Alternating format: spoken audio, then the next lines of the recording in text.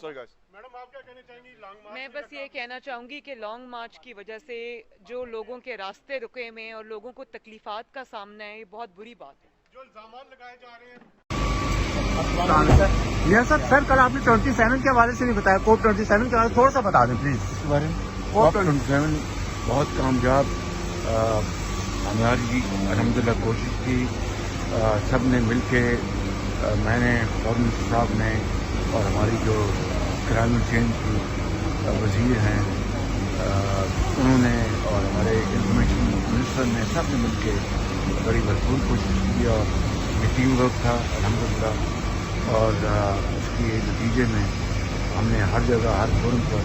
COP 27 पर पाकिस्तान की बात की। तो कल सर फाइनल हो रहा है कि इलेक्शन से, फौरी इलेक्शन से पीछे हट गए, मगर दो जुड़े शहरों के दरमियान एहतजाज की काल क्यों दी और किस वक्त का तयन किया और नवंबर तक बैठे रहने का ऐलान किया। बात यह है कि अगर जत्थों के जरिए आप अदारों की तकर्री रुकवाना या करवाना या नाम कि वो हो या वो ना हो, इसके लिए करना चाहते हैं तो ये रियासत कैसे चलेगी? क्या इससे पहले कोई ये नजीर है? और उसके बाद आप कानों में जो बातें करवाते हैं, जो मीडिया के कुछ लोगों से बातें करवाते हैं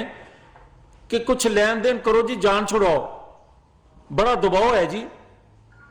मुल्क नहीं चल सकता, इस तरह मुल्क नहीं चलेगा, यह कहा जा रहा है। तो भाई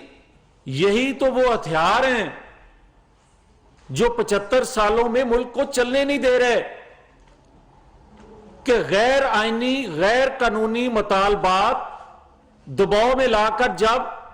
करवाए जाते हैं, मनवाए जाते हैं, तो रियासत कमजोर होती है, रियासती इदारे कमजोर होते हैं,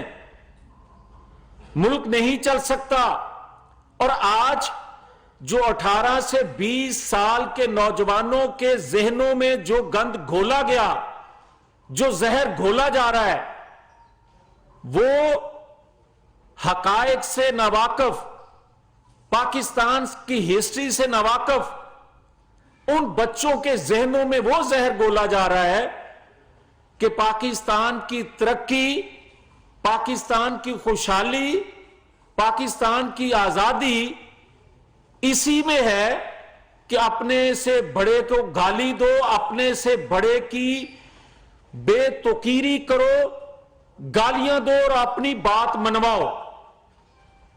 आज अगर यह कहा जा रहा है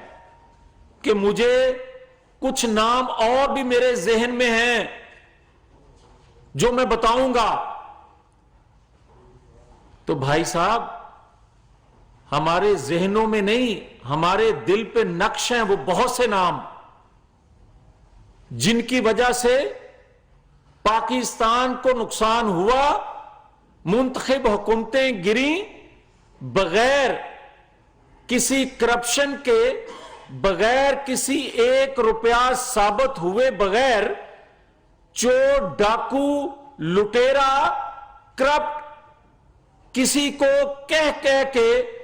18-20 साल के बच्चों के ज़हनों में घोल दिया गया। मगर हमने कौमी मफाद में लाइन को अबूर नहीं किया, इसलिए कि यह रियासत हमारी है,